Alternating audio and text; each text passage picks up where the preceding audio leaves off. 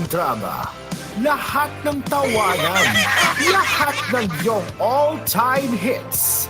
Ang tanging huntahan ng Masang Lamaw. Number 1 sa Mega Manila, nationwide pa. Broadcasting from TGON, TVH Group of Networks. Dito lang sa inyong iisang himpilan. Cool FM.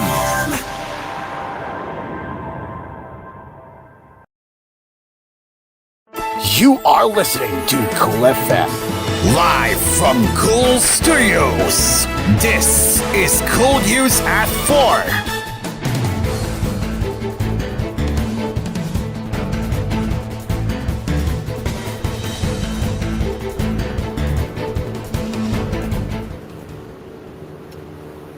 Good afternoon, this is Cool News at 4. I'm Carl. Let's get into the headlines now. Senator J.V. Ejercito revealed that he has met elected Philippine officials who are obviously Chinese nationals, raising the possibility that the Alice Guo case might not be an isolated incident. At the Kapihan sa Senado forum on Wednesday, Ejercito referred to these individuals as Chinamen. At the Kapihan sa Senado forum on Wednesday, Ejercito referred to these individuals as Chinamen. I am a national official, and I have met local officials whom I know are Chinamen. Because you will know, I came from Chinese school. I can distinguish the accent and the looks of those who are really Chinois, those who are really born and raised here, and those that are only visiting, said Ejercito. He then noted that some of the Chinamen he met have already entered Philippine politics. At this point, Ejercito was pressed to disclose whether or not these elected Chinese nationals are holding national positions, but the senator answered in the negative. Elected official. They are elected officials, but they are not holding national positions, he said. Ejercito's expose came out that he was asked to comment on Wang Fugui's revelation. The dismissed Bamba player is indeed a Chinese spy. Wang was a former cellmate of Xi Jiang, a self-confessed Chinese spy who is also a central figure to a documentary released by Qatar-based media network Al Jazeera. Wang said he was entrusted by Xi to handle some of the latter's declassified matters, during which he discovered Guo's classified documents.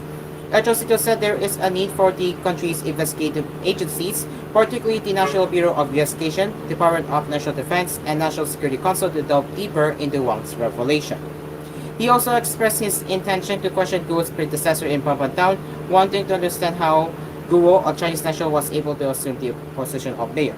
Because of the situation again in the West Philippine Sea with China, our conflict, maybe someone is already planning agents here who will run as officials, said Ejercito.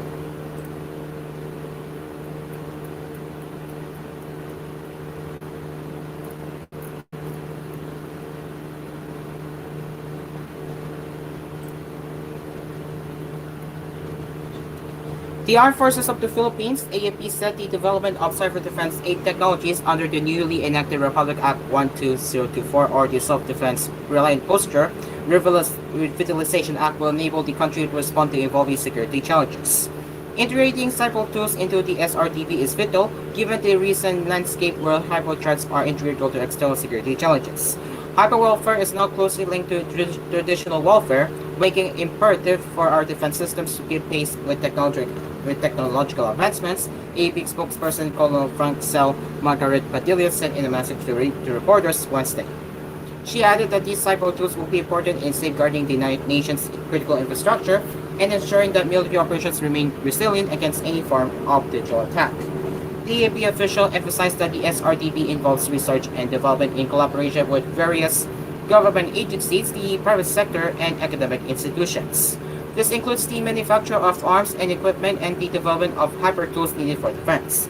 Such tools may encompass cybersecurity frameworks, threat detection systems, artificial intelligence for intelligence gathering, and advanced encryption techniques tailored to counter rapidly evolving cyber threats, Padilla noted. She likewise assured the public that the AFP will uphold its mandate to protect the people and the state, extending its efforts into the cyber domain. Padilla also said that the AFP is committed to enhancing its capabilities under the comprehensive archipelagic defense concept through the modernization program that calls for the SRTP. signed into law by President Ferdinand R. Marcos Jr. on Tuesday, RA 120224 seeks to ensure adequate defense assets and hardware for the country through domestic production, manufacturing, and national defense industry development. Department of National Defense Secretary Gilberto Delgado Jr. earlier wrote that only essential modern technologies needed by the military would be prioritized under the new law.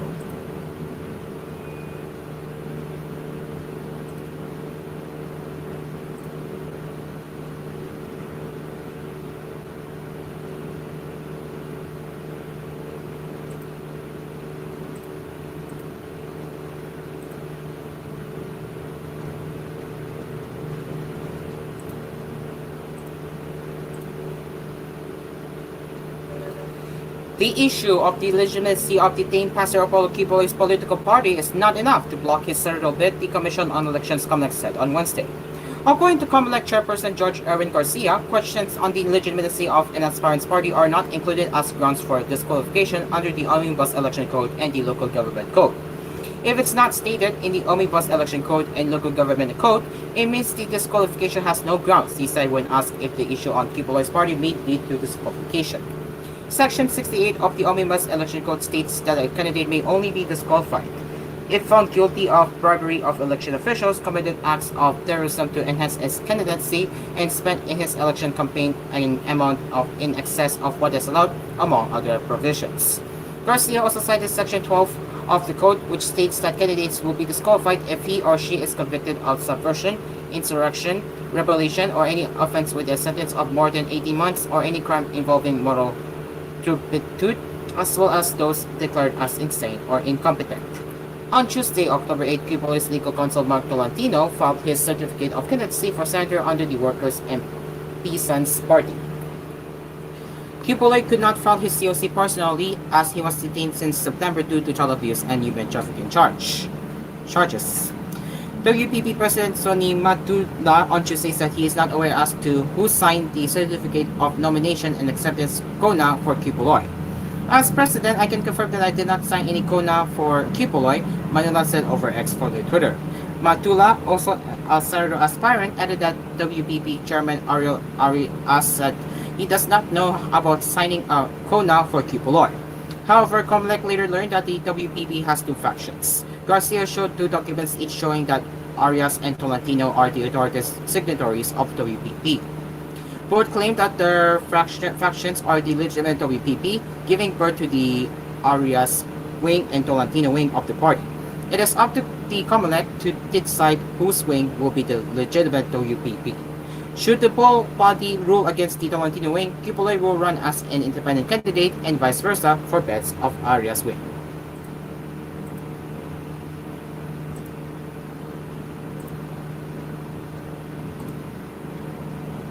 And the Sandigan has dismissed a civil case against the estate of former President Ferdinand Marcos Sr., in which the ex-first couple was accused of using their associate Roman Cruz in purchasing parcels of land supposedly to ill-gotten wealth.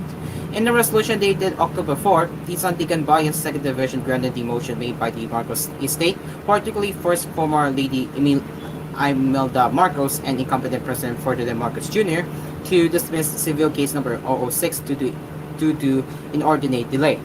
According to the Marcoses, allegations against the estate of former President Marcos can no longer be substantiated because the case was dismissed by Sandigan Bayan in October 2012, while the Supreme Court eventually added that the Marcos estate is excluded from the bill of particulars previously filed.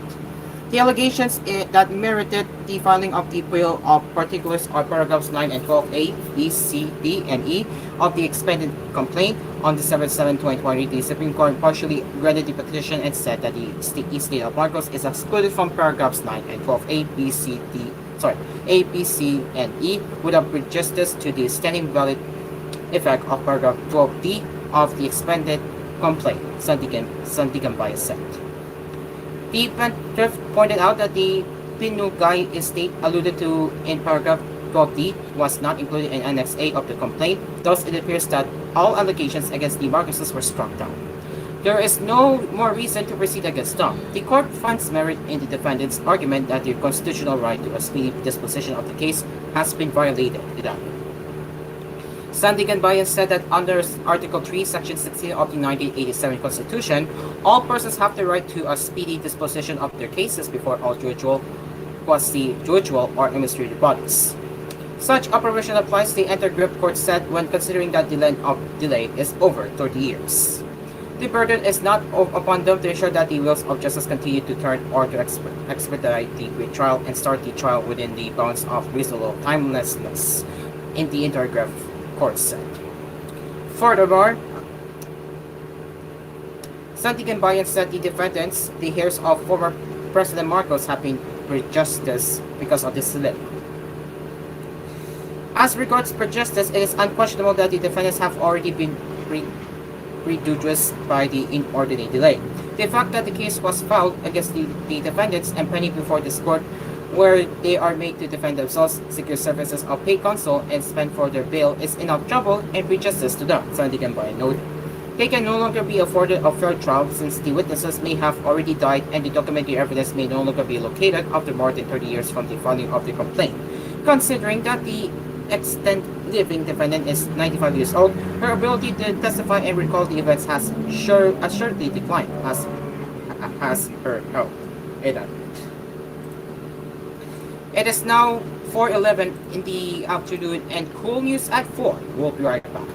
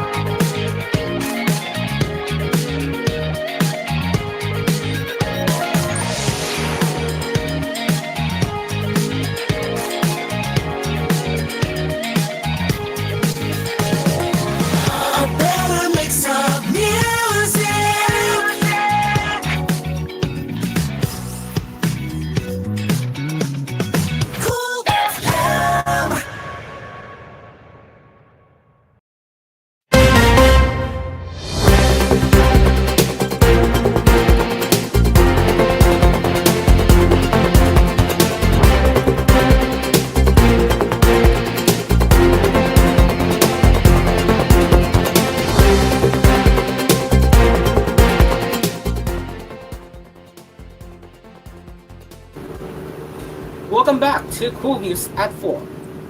Let's continue with the headlines now.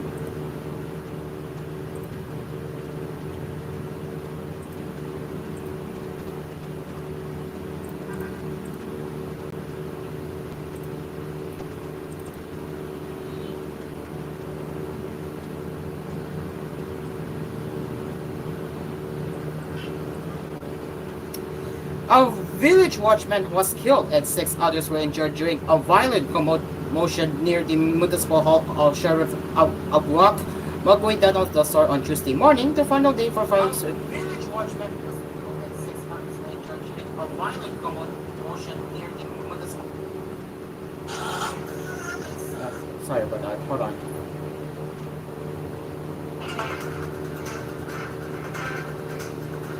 Okay. All right. Sorry about that. A little bit of delay here. Let's continue where I left off here. So, a village watchman was killed and 6 others were injured during a violent commotion near the municipal hall of Sheriff Aguac, Magwindan del Sur on Tuesday morning, the final day for filing certificates of candidacy COCs for the 2025 local elections. LD Coroner Ricky Obelera, chief of the Sheriff Aguac Municipal Office, confirmed that Bara Nida, a member of the Barangay Peacekeeping Action Team, died after being struck by stray bullets as rival political supporters exchanged gunfire around 11 a.m. The altercation erupted just outside the municipal hall grounds where the COC polling was taking place, Alberta told a local radio station on Wednesday. Among the 6 injured was CPL Monster Escat, a police officer with the 1st Provincial Mobile Force of Company. The rest were supporters from both camps.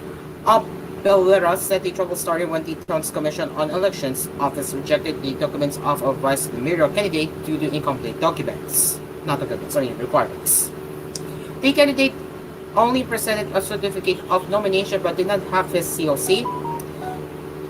Abelera said, adding that when police escorted him out of the hall, they discovered that the individual had outstanding warrants for murder. The rejection enraged the candidate's supporters, who clashed with rival supporters, hurtling stones and exchanging gunfire. They also damaged passing vehicles, forcing a temporary closure of the highway in front of the town hall, police said. The candidate later filed his COC as the Comlec Regional Office in Cotabato City. The situation came after about an hour where the crowd dispersed and the highway was reopened. Mayor Kapat Ampatuan condemned the violence and called on police and military forces to enhance security around the town hall to prevent further incidents.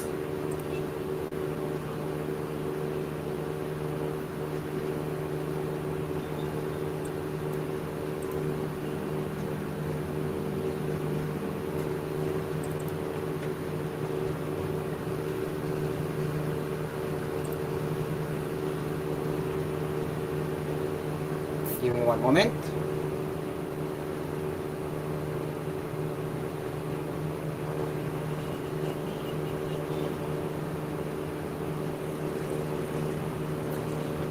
Alright, let's move on here. House-to-house operations to arrest foreigners illegally staying in the country and looking for them in malls are not allowed, the Bureau of Immigration said following the total ban of Poco Halls. You cannot go house to house or search the malls for foreigners, BI spokesperson Donald Sobdable clarified in a radio interview. In line with President Ferdinand Marcos Jr.'s directive for Pocos to leave the country by the end of 2024, over 10,000 foreign Poco workers have already downgraded their visa as of Monday. The BI said the deadline for filing the visa downgrade is on October 15.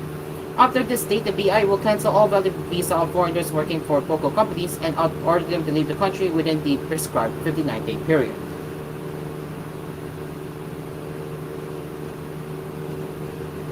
If they do not leave before December 31st, which is the deadline set by our president to leave the country, we will initiate deportation proceedings against the foreigners who remain here up to the year ends, Sandoval explained in an interview on Teleradio Servicio.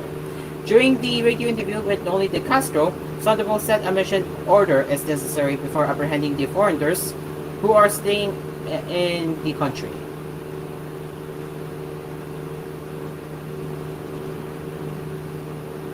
For us, we cannot conduct house-to-house operations for foreign nationals because we need to have a mission order. We cannot simply apprehend any Chinese at random, Sandoval emphasized. She added that in the investigation and case built up must also be done to confirm whether or not the aliens concerned are illegally staying or doing business in the country. Sorry, one moment.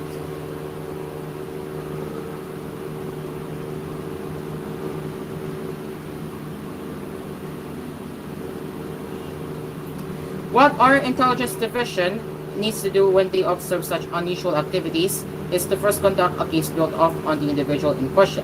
They may be followed, investigated, and once confirmed by the intelligence division as an illegal alien, only then will the BI Commissioner issue a mission order. According to Sandoval, a case built up includes reports filed about suspicious individuals or illegal aliens that may be living in local communities. When we receive reports from our fellow citizens or people around them about suspicious individuals or foreigners, illegal aliens who might be living within their area, this is one of the leads that our intelligence division follows up on, she stated. With this, Sandoval urged the public to help local authorities by reporting suspicious individuals that they may encounter in their communities. If you see something, don't just ignore it. If you notice anything unusual in your community, like new faces involved in online gaming near your home, report it to the Bureau of Immigration so they can be apprehended and deported, she said in the interview. Furthermore, the spokesperson called on local government units to carefully scrutinize those who are applying for business permits to avoid legalizing hidden online gaming and illegal activities. We're pleading with LGUs that if companies applying for business permits seem to be operating under the guise of a legitimate business but are actually engaged in online gaming, let's be strict. It's a big help to us if we cooperate because it's really everyone's responsibility to keep an eye out, Sandoval said. Local government units play a crucial role in preventing the rise of industries like these, she reiterated.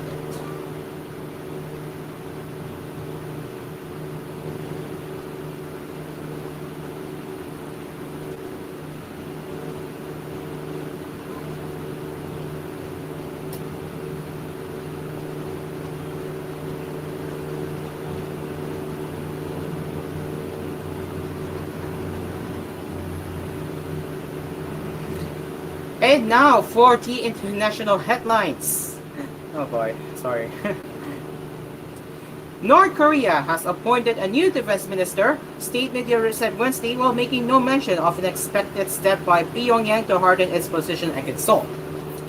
Noam Tae-won-chol was named the new defense minister at a key preliminary meeting, succeeding Kang San-nam, the Korean Central News Agency reported without further detail. No was part of Kim's delegations during visits to Singapore in 2018 and Vietnam in 2019 for discussions with then US President Donald Trump. The nuclear-armed country had been expected to scrap a landmark inter-Korean agreement signed in 1991 at the meeting this week as part of leader Kim Jong-un's drive to officially define itself as an enemy state. Pyongyang made no mention of such a move at the meeting, which ended Tuesday. Young Min, a senior analyst at the Korea Institute for National Unification, said North Korea may be waiting for the outcome of the U.S. election next month before shifting its stance on Washington ally Seoul. Officials could consider adjusting the extent of constitutional revisions to align with the direction of the new U.S. administration, he told AFP. The Pyongyang meeting approved constitutional changes to areas such as light industry laws as well as minimum work and voting ages. Kim earlier this year ordered the removal of unification-related clauses from the Constitution and abolished agencies dedicated to improving ties with the Seoul. This week, he said Pyongyang had no intention of attacking the Republic of Korea, calling the Seoul by its official name, which some analysts interpreted as a softening of its previously aggressive rhetoric. The announcement of those appointments comes a day after Seoul's defense chief said North Korean leaders were likely fighting in Ukraine alongside Russian troops, with some belief to have already been killed and more expected to be deployed. We would love to get into the showbiz news, but we are running out of time. So yes, that is it for koolNews at 4. As always, if you have any news suggestions or feedback that you would like to share, you can get in touch with us at tvh.philippines.news@gmail.com. Until then, I'm Cairo. We will see you later for more news headlines with koolNews at 6. Good afternoon.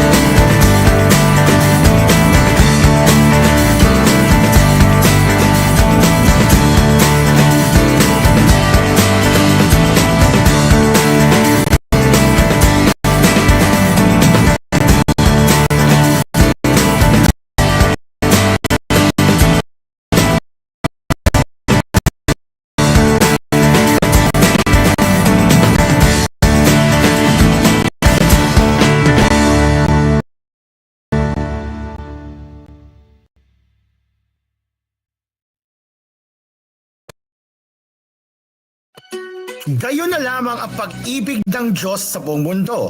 Binigay niya si Jesucristo upang ang sinumang sumampalataya sa Kanya ay hindi